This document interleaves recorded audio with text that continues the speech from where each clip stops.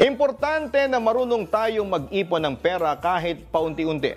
Malaki ang may tutulong nito kapag may biglaang pangyayari na kinakailangan natin ng pera. May mga nagsasabi pa nga na dapat ay bata pa lamang ay tinuturuan ng mag-ipon ng pera upang sa paglaki niya ay madala niya ang ganitong kaugalian. Maniniwala ka ba na ang isang bagay na ginagamit natin sa pag-iipon ng pera ay maaaring maging ugat ng kababalaghan sa ating buhay? Dear Papa Dudut, magandang araw po sa lahat. Isa po ako sa mga avid followers ng channel mo. Favorite ko ang mga horror story na binabasa mo, kaya naisipan ko mag-share din sa inyo ng sarili kong kwento. Tawagin niyo na lamang po ako sa pangalan na Shivani. Half Indian po ako. Ang nanay ko po ay isang Filipina habang ang tatay ko naman ay isang Indian. Ang ikikwento ko ay nangyari matagal ng panahon ng nakakalipas at nangyari ito sa unang bahay na aming tinirhan. Dalawa lang kaming magkapatid at parehas kaming babae. Ako pa lang panganay. Isang businessman ang tatay ko, Papa Dudut. Masasabi ko na maginhawa naman ang aming buhay dahil talagang masipag ang papa ko.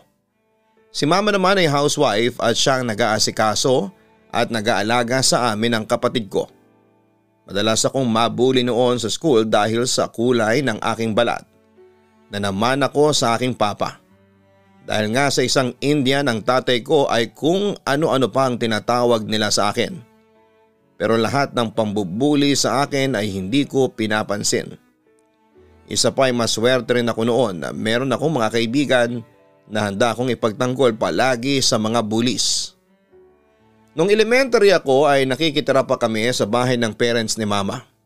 Pero nang mag-high school ako ay doon na kami nagkaroon ng sariling bahay na katas ng pagnenegosyo ni papa. Nalungkot ako nang malaman ko na aalis na kami sa bahay ng lolo at lola ko. Kasi mula pagkabata ay kasama ko na sila. Kaya lang ay wala rin naman akong magagawa. Naging masaya na lang din kasi ako finally ay magkakaroon na kami ng bahay na sarili namin. Hindi naman kami sobrang yaman kaya ang biniling bahay ni na mama at papa ay yung may nauna nang gumamit. Sa pagkakatanda ko ay pasalo ang tawag sa ganung bahay. Yung hindi na kaya o ayaw nang ituloy ng dating may-ari ang pagbabayad sa bahay tapos ibebenta na nila yon sa iba para sila na ang magtuloy sa paghuhulog ng bahay. Bago kami lumipat sa bahay na yon ay binisita na namin yon. 2-story siya na merong 2 kwarto sa itaas. Hindi siya ganong kalaki pero dahil sa 4 lamang kami ay okay na yon, Papa Dudut. Medyo na-excite din ako kasi magkakaroon na kami ng kwarto ng kapatid ko na si Sarah. Doon kasi sa bahay ng grandparents namin ay kasama namin sina mama at papa sa iisang kwarto. Sa ibaba naman ay naroon ang sala, kitchen, banyo at meron ding dirty kitchen. Meron ding isang kwarto sa ibaba na may mga gamit pa pero mga luma na. Medyo malawak ang harapan at kasya ang isang van. Sa likod ay merong puno ng kamyas na medyo mataas at maraming bunga. Ang sabi ni mama ay hindi na namin ipapaputol ang punong yon kasi sayang. Magagamit din niya yon sa pagluluto. Hindi na agad maganda ang nangyari sa unang punta namin sa bahay na yon, Papa Dudut.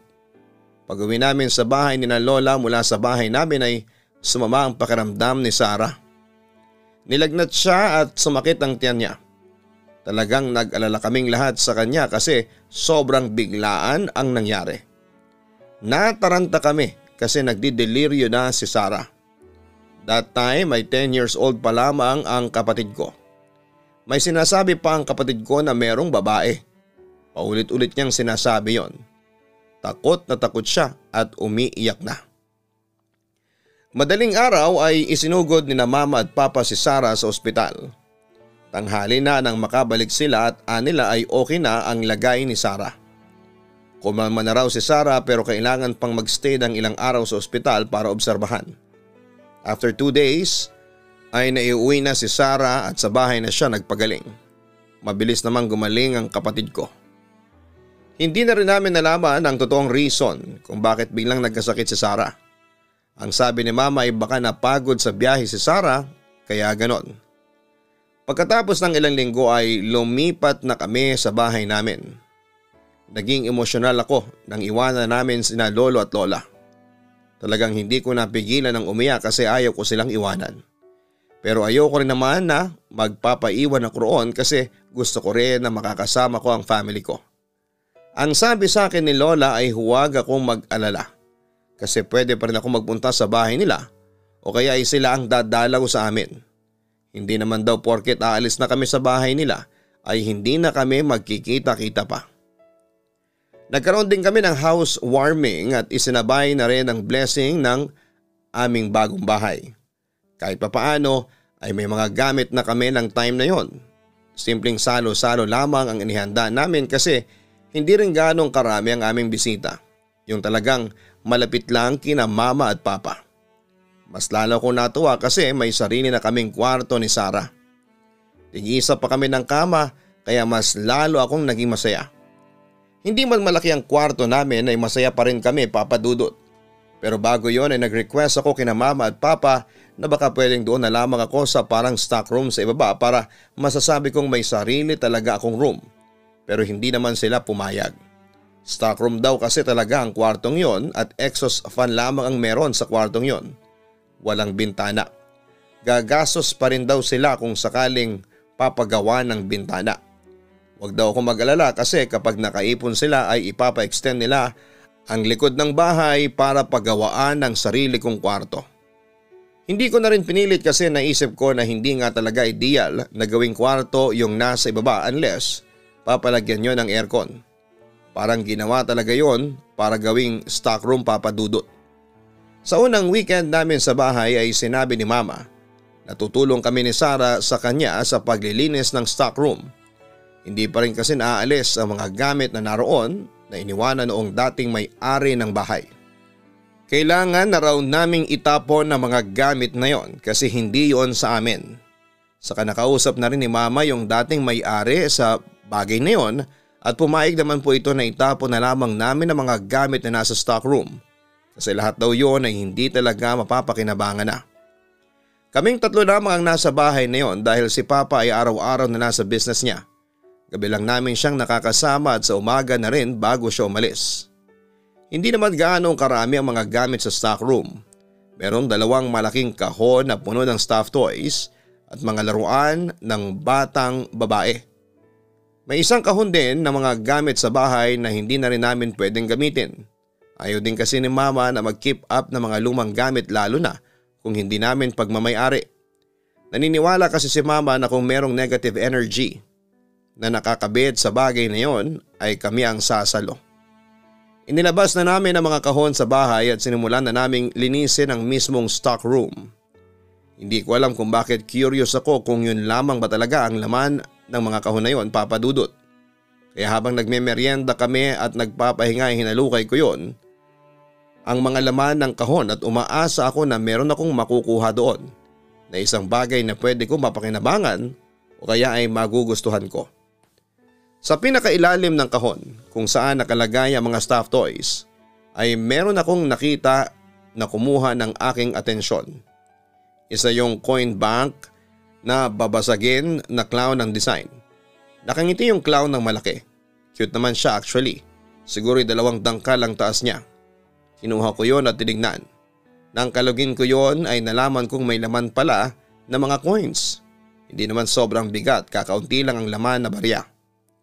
Unang kita ko pa lamang sa coin bank na yon ay nagustuhan ko na kaagad siya, Papa Dudut. Medyo kinabahan nga lang ako kung kukunin ko yon kasi ang sabi ni Mama ay huwag kaming magtatabi ng gamit na hindi sa amin. Pero nang hinayang ako na itapon yon kasi mapapakinabangan ko pa. Pwede ko kasing gamitin yon sa pag-iipon ko ng mga coins na natitira sa baon ko sa school. Hindi ko pa magagastos kasi nasa loob ng alkansya. Saka parang nakakapanghinayang din na basagin ang alkansyang yon kasi ang cute ng design. Naisip ko pa nga na baka ganoon din ang naisip ng may-ari ng alkansya na yon kaya hindi niya yon binasag. Nag-decide ako na kunin yung alkansya pero hindi ko na lamang ipapaalam sa nanay ko, Papa Dudut. Maalikabok yung alkansya at may dumi na rin kaya kailangan ko pa yung linisin. Sinakto ko na nasa stockroom na ulit si mama bago ako pumasok sa loob ng bahay. Nagmamadali kong dinala sa kwarto namin yung alkansya na clown at itinago ko yon sa ilalim ng kama. Saka ako bumalik sa ibaba para tumulong sa paglilinis ng stockroom. Anong ginawa mo sa itaas? Nakita kitang tumaas ha? Tanong ni mama sa akin. Nagpunas lang po ako ng pawis, pagsisinungaling ko. Okay, tumulong ka na rito sa amin ni Sarah para matapos na tayo. Oo nga pala, yung mga nasa kahon mamaya ay ilagay mo sa garbage bag tapos ilagay mo sa harapan ng bahay. Mamayang gabi merong kukolekta ng mga basura para maitapon na ang mga yon. Utos ni mama.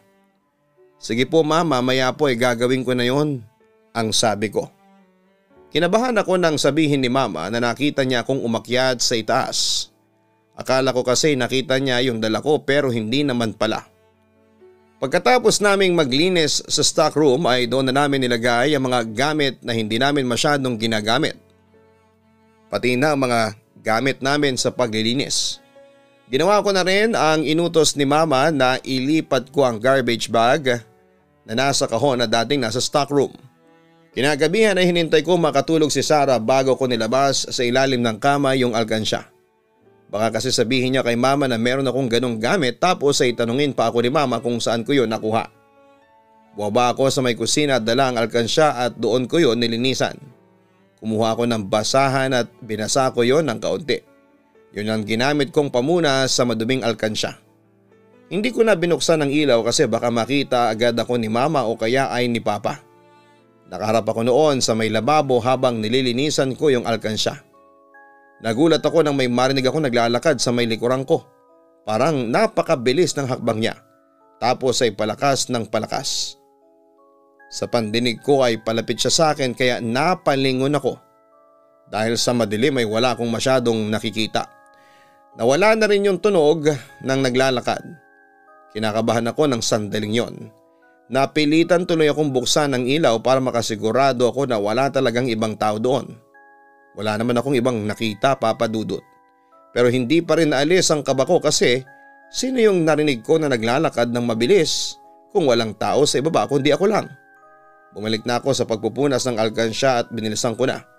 Panay na ang lingon ko sa likod ko dahil feeling ko ay may kung sinong nakatayo doon. Medyo natatakot na rin kasi ako. Baka kasi biglang may buwaba at mahuli pa ako. Nagtagumpay naman ako sa paglilinis ng alkansya at nakabalik na ako sa kwarto namin ni Sarah. Ibinalot ko sa damit ko yung alkansya at saka ko siya itinago sa cabinet kung saan ay nakalagay ang mga damit ko. Talagang isiniksik ko yon sa pinakasulok para walang makakita, Papa Dudut. Simula noon ay nag-start na akong mag-ipon ng barya sa alkansya na yon. Talagang nagtitipid ako ng baon ko sa school para pag uwi ko sa hapon ay meron akong maiuhulog na barya. Ang plano ko ay mapuno ko yon pero hindi ko pa alam kung babasagin ko ba yung alkansya once na mapuno ko na siya, Papa Dudut. Talagang nangihinayang kasi ako kung babasagin ko yon kasi alam kong mahihirapan na ako na makahanap ng ganong ka-cute na design ng isang alkansya.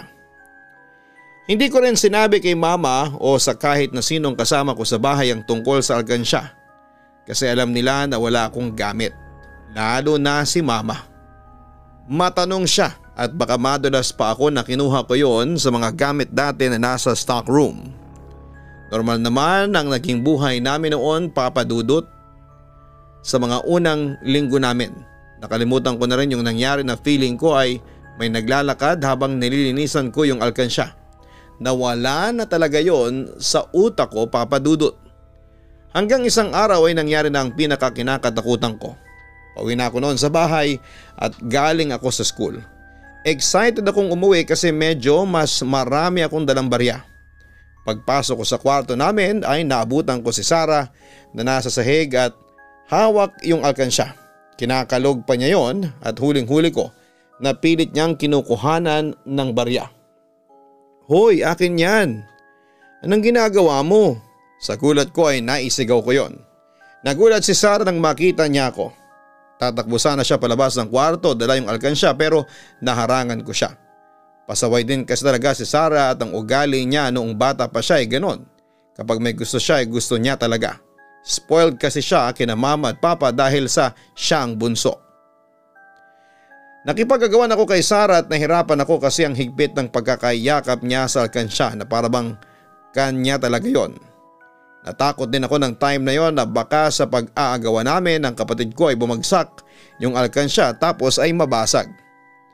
Kaya kahit paano ay alalay lang din ako sa pagkuha noon kay Sarah. Nagtagumpay naman akong makuha kay Sarah yung alkansya pero tumakbo siya sa ibaba habang umiiyak at narinig ko na isinusumbong niya ako kay mama.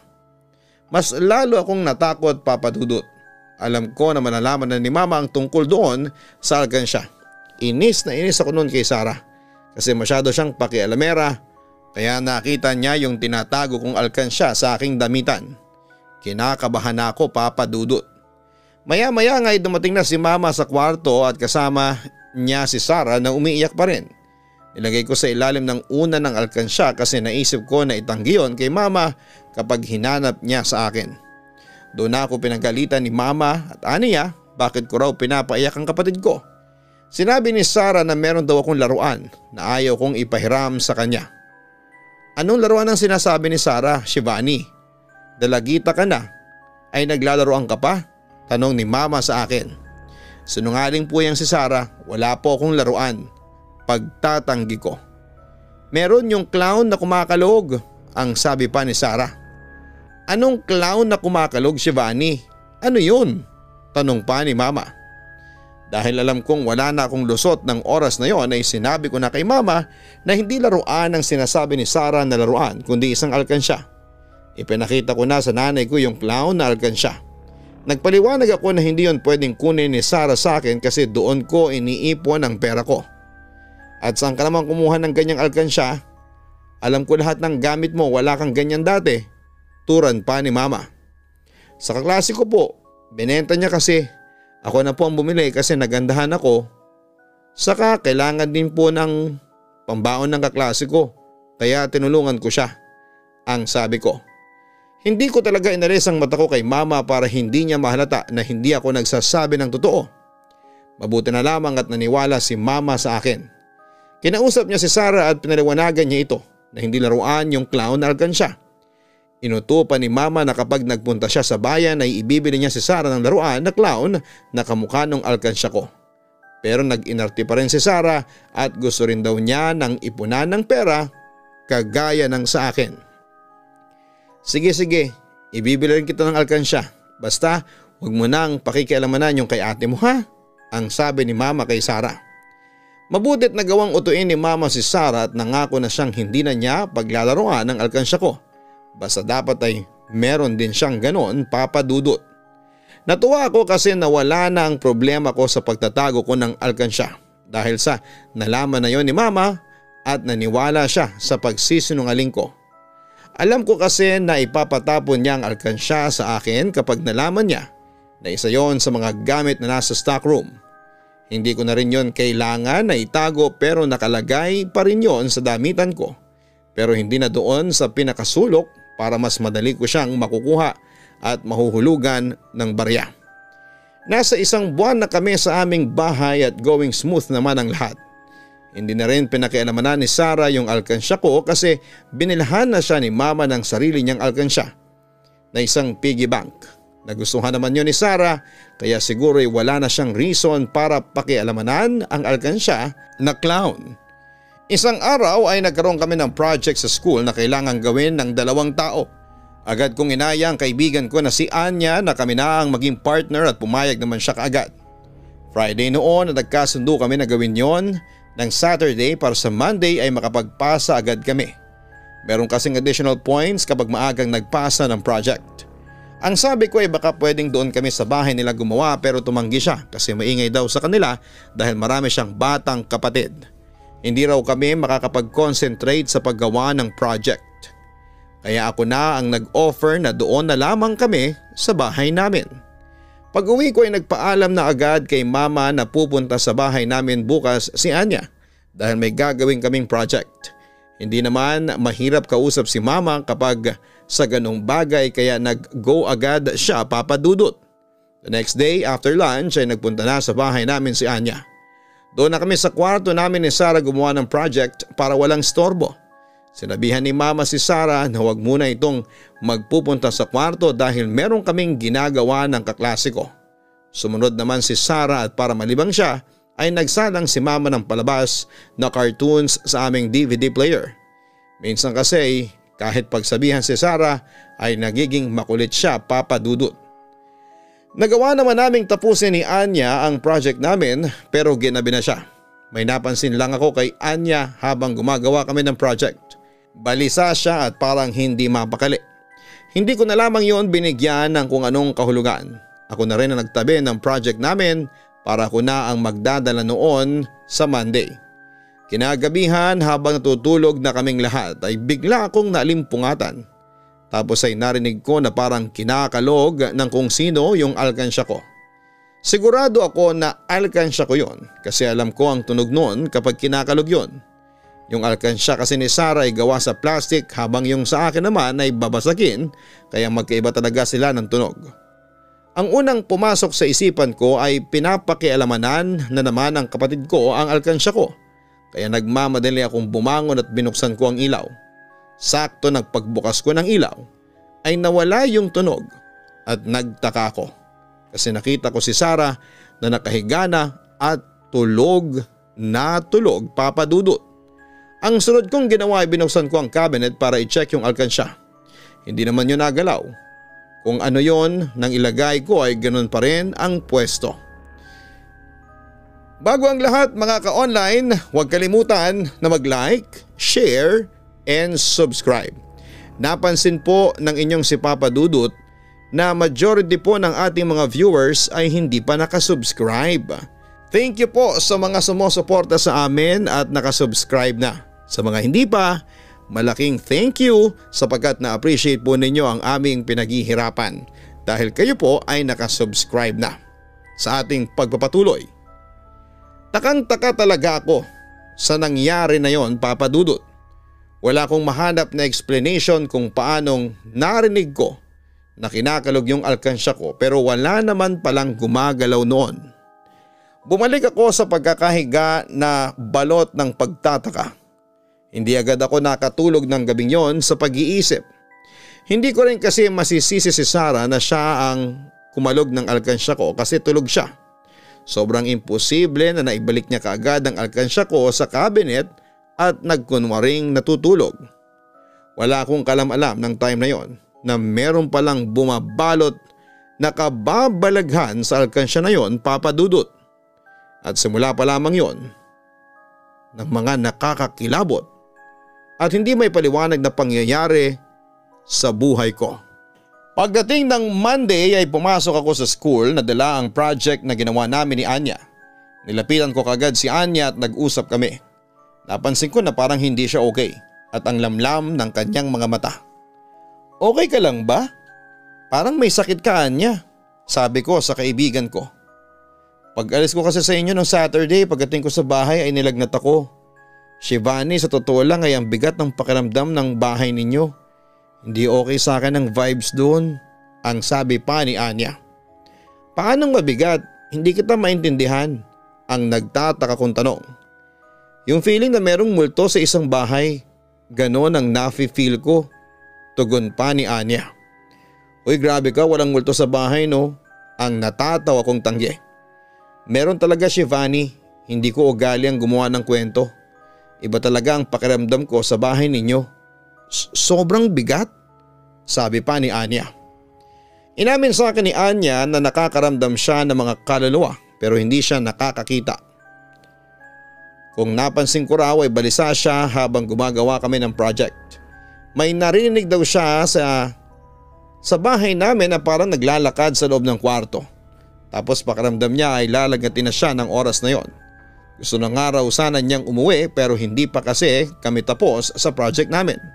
Kaya bago raw siya umuwi sa kanila ay dumaan muna siya sa isang grocery store kahit na wala siyang bibilhin. Baka raw kasi sumama o sumunod sa kanya sa bahay nila yung kaluluwa na nasa bahay namin. Parang kapag nagpunta raw sa isang patay, pagpagdaw ang tawag sa ganon. Medyo naniwala naman ako sa sinabi ni Anya at nabanggit ko rin sa kanya yung nangyari sa akin na habang naglilinis ako ng alkansya ko ay may mabilis na naglakad palapit sa akin tapos ay biglang nawala. Pati yung pagtunog ng alkansya ko habang natutulog ako ay ikinuwento ko rin kay Anya. Hindi ba tama ang kutob ko? Meron talagang multo sa bahay ninyo. Kaya mag-ingat kayo ha. Para kasing hindi maganda ang feeling ko sa kasama nyo doon eh. Paalala pa ni Anya. Ibig sabihin may chance na may gawin siyang masama sa amin? O kaya isaktan niya kami? Kinakabahan kong tanong. Hindi ko alam eh. Basta mag-ingat na lang kayo palagi. Saka magdasal kayo for protection. Ang turan pa ni Anya. Kinikilabutan naman ako sa sinasabi mo, Anya. Baka naman joke time ka lang ha. Wika ko. Hindi ako nagbibiro. Ikaw na mismo ang nakapagsabi na meron kang experience doon na kababalaghan, hindi ba? Ang sabi pa ni Anya. Nang malaman ko yon ay natakot ako para sa akin at sa pamilya ko, Papa Dudut. Kahit pa paano ay naniniwala ako kay Anya kasi meron din akong hindi maipaliwanag na experience sa bahay namin yon. Ang problema ko lang ay hindi ko alam kung paano ko yon sasabihin sa mga magulang ko nang hindi lalabas na gumagawa lamang ako ng kwento. Siyempre gusto kong maniwala sila. Pero may duda pa rin ako kahit papaano kaya ang naisip ko kapag may nangyari na naman na kababalaghan ay saka ako magsasabi kina mama at papa. Pero hanggat wala pa ulit ay mananahimik na lamang muna ako. Sinunod ko rin ang payo ni Anya na pagdarasal at inugali ko na ang magdasal bago ako matulog. Kaya lang ay ang hindi ko alam ay kung paano ako mag-iingat at proteksyonan ang pamilya ko laban sa isang kalaban na hindi ko naman nakikita. Simula nang sabihin sa akin ni Anya ang nararamdaman niya sa bahay namin ay naging paranoid na ako kapag nandun ako sa bahay namin, Papa Dudut. Kuminsan kapag mag-isa ako lalo na kapag gabi at naghugas ako ng pinggan ay panay ang lingon ko kasi feeling ko ay merong nakatayo sa tabi at likuran ko. Ganon ang naging epekto sa akin ang bagay na yon. Matagal din na hindi na nasundan yung pagpaparamdam sa akin kaya kahit paano ay naisip ko na okay na ang lahat. O kaya ay may chance din na baka hindi rin totoo ang sinasabi ni Anya. Pero hindi pa rin ako tumigil sa pagdarasal. Tungkol naman sa alkansya ay patuloy pa rin ako sa paghuhulog ng barya doon. Kampante na rin ako na hindi yon papakialamanan ni Sarah kasi meron na siyang sarili niyang alkansya. Nagtatalo pa rin ang isipan ko sa gagawin ko kapag napuno ko na ang aking alkansya, Papa Dudut. Kung babasagin ko ba yon o hayaan ko na lamang na puno yun ang barya. Pwede ko naman kasing i-display na lamang yun sa kwarto lalo na tiwala na ako na hindi isang laruan ang tingin doon ng kapatid ko. Hanggang sa dumating na nga ang time na napuno ko na ng barya ang alkansya na yon. Sobrang saya ko. Pero hindi ko muna yon binasag kasi nangihinayang talaga ako sa kakyutan ng alkansya. Napagdesisyonan ko na saka ko na lamang yon babasagin kapag kailangan ko na ng pera. Ang ginawa ko ay ginawa ko yung display sa kwarto namin. Pinatong ko yon sa side table ko. At isang araw ay nangyari na nga ang aking hindi naasahan. Sunday noon, wala akong pasok sa school. Nasa sala ako ng hapon na yon habang kumakain ng merienda at nanonood ng TV. Si Sarah alam ko ay nasa itaas siya dahil pinapatulog pa siya ni na mama kapag ganong oras. Habang libang na libang ako sa panonood ng TV ay nagulat ako nang may narinig akong nabasag na kung ano sa itaas. Kinabahan ako at ang alkansya ang unang pumasok sa isipan ko. Napatakbo ko paakyat sa itaas at hindi nga ako nagkamali kasi pagpasok ko sa kwarto namin ay nakita ko si Sarah na nakatayo malapit sa aking kama. Nasa panaan niya ang alkansya ko na basag na at nagkalat na ang baryang laman sa sahig. Talagang nagdilim ang paningin ko ng oras na yon, Papa Dudut. Galit at inis ang agad kong naramdaman. Sinagawan ko si Sarah at nilapitan ko siya. Sa sobrang galit ko, Papa Dudut, ay nahila ko sa braso si Sarah at napalo ko siya sa puwetan niya. Agad na umiyak si Sarah at agad akong nagsisi kung bakit ko yun ginawa. Natakot din ako kasi for sure ay ako pa rin ang mapapagalitan ni Mama kahit si Sarah ang may kasalanan. Pagkayak ni Sarah ay nagmamadaling dumating si Mama at nagsumbong sa kanya si Sarah na pinalo ko siya. "Shivani, bakit mo naman pinalo ang kapatid mo?" Sigaw ni Mama sa akin habang nakayakap si Sarah sa kanya. "Paano? Binasag niya ang alkansya ko, Ma. Hindi ko nga yan binabasag tapos siya lang ang sisira." Naiyak na rin ako ng time na yon. Punong-puno naman yan alkansya mo, matagal na hindi ba? Ano bang ginagawa sa alkansya kapag puno na? Ang sabi ni Mama habang pinagtatanggol niya si Sarah. Kahit na, akin naman po yan.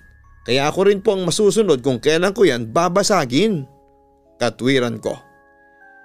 Ano pang magagawa mo, basag na? Itago mo na lang yung pera mo.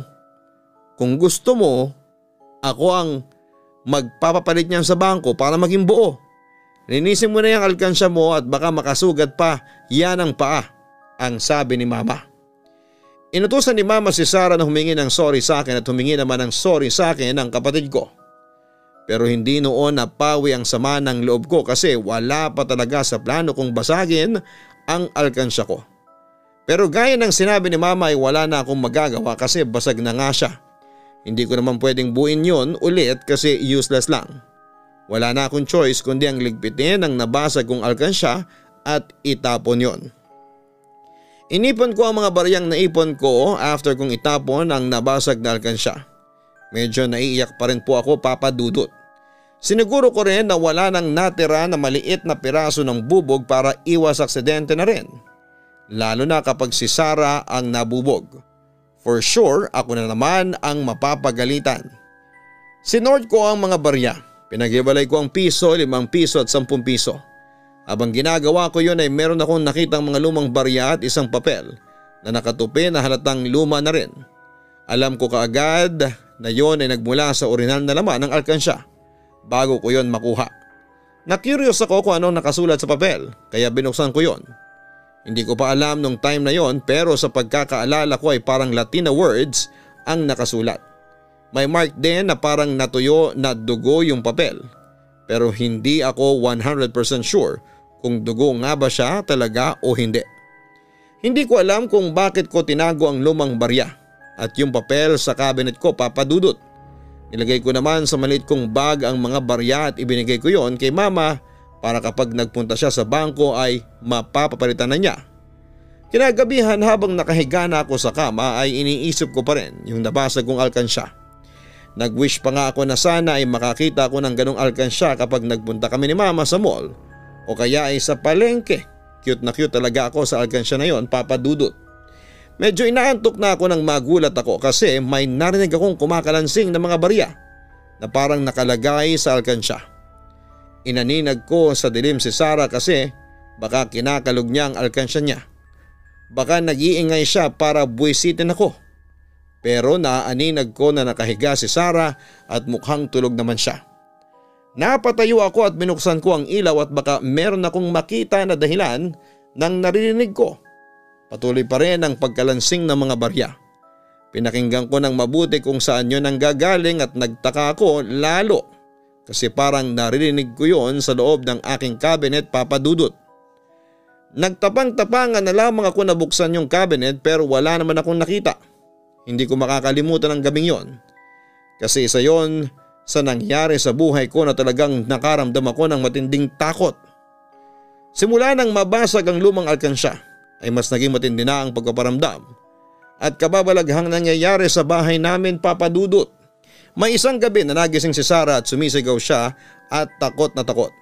Sinasabi niya na meron siyang nakikitang babae na nakatayo sa isang sulok ng kwarto at nakatingin daw ito sa kanya at galit na galit.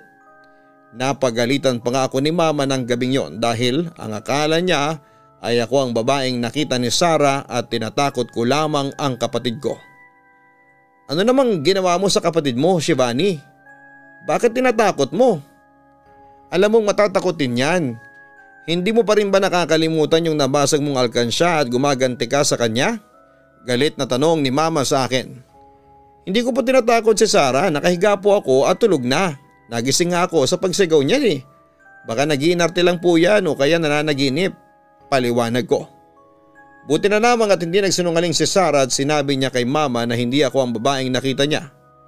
Ang naisip ni Mama ay baka nga tama ako na nananaginip lamang ang kapatid ko. Pero ng oras na yon ay ibang nasa isipan ko, Papa Dudut. Nagkaroon ako ng hinala na yon ang sinasabi ni Anya na nararamdaman niya nang magpunta siya sa bahay namin. Baka nga tama si Anya na merong multo sa aming bahay. Pero nagdalawang isip akong sabihin yon kay Mama kasi baka kung ano pa ang isipin niya sa akin. Hanggang sa naulit ang nangyaring yon kay Sara Papadudut. 2 magkasunod na gabi na bigla siyang magigising at sisigaw na merong babae sa aming kwarto. Kinabukasan pa nga ay nilagnat na naman ang kapatid ko at nagdidelirio na naman siya, kaya nadala naman siya sa ospital. Mas naging malala ang lagnat ni Sara sa pagkakataon na yon, kaya mas naging matagal ang pagstay niya sa ospital.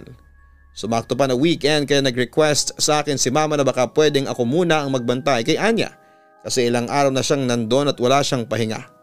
Sinabi niya sa akin ang mga dapat kong gawin at pumayag na rin po ako kasi naaawa na ako sa nanay ko, Papa Dudut. Gabi ako nagbantay kay Sara sa ospital. Sina mama at papa lamang ang nasa bahay noon. Sinabihan ako ng isang doktor na bukas ay pwede nang makalabas si Sara at sabihin ko raw yon sa nanay ko. Hindi ko alam kung bakit habang nandun ako sa ospital ay kinakabahan ako. Yung pakiramdam na parang may masamang mangyayari.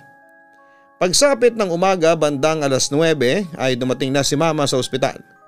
At sinabi ko sa kanya na pwede na palang makalabas si Sara sa ospital. Tapos sa bahay na lamang magpagaling at iinom ng gamot. May napansin ako kay mama. Parang kulang siya sa tulog at mukhang pagod na pagod.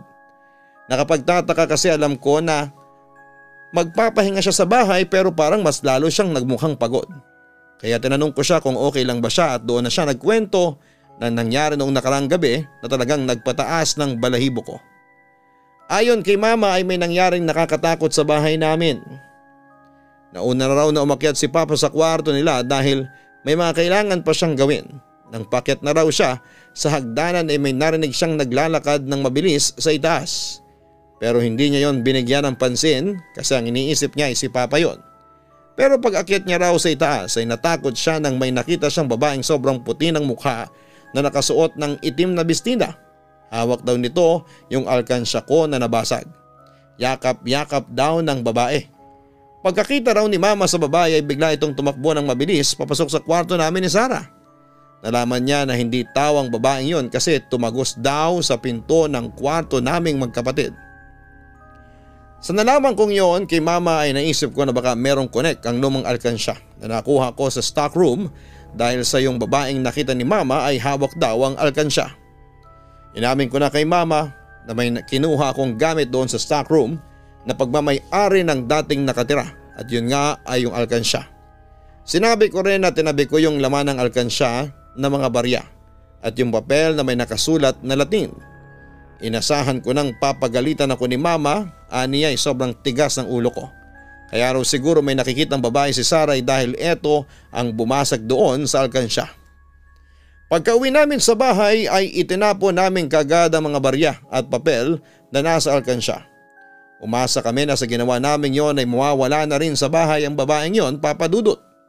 At simula noon ay hindi na siya nagpakita sa kahit na sino sa amin. Hindi na rin nagigising si Sara sa gabi dahil meron siyang nakikitang babae sa kwarto. Pero minsan ay nararamdaman pa rin namin siya, Papa Dudut. Alam namin na nandun pa rin siya sa bahay namin at until now ay wala kaming ideya kung sino siya at ano nga ba ang nangyari sa kanya noong siya ay nabubuhay pa. Lubos na gumagalang, Shivani. Kung hindi sa atin ang isang bagay at gamit, lalo na kung hindi natin alam ang history nito, ay mas makakabuti na huwag na lamang natin po itong kunin o angkinin. Sadyang maraming bagay at pangyayari sa ating mundo ang mahirap na bigyan ng paliwanag. Maari kasi na merong dalang panganib ang bagay na ito at maganda na maging maingat na lamang tayo. Maaring gustong-gusto mo ang bagay na yon pero tandaan natin na mas marami pang bagay na mas maganda ang totoong nakalaan para sa atin. Hanggang sa muli, ako po ang inyong si Papa Dudut. Huwag kalimutan na mag-like, share, and subscribe. Magandang gabi po sa inyong lahat. Ang buhay ay mahiwaga, laging may lungkot at saya. Sa Papa Dudut Stories, laging may karamay ka.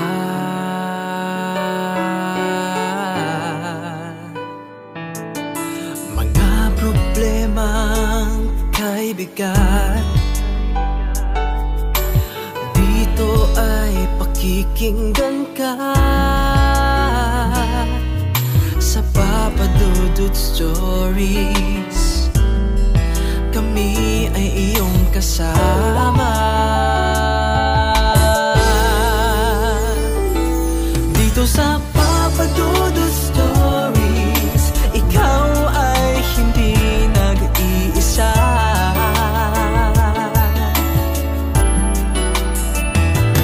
Dito sa Papa Dudut Stories, may nagmamahal sa'yo. Papa Dudut Stories, Papa Dudut Stories, Papa Dudut Stories.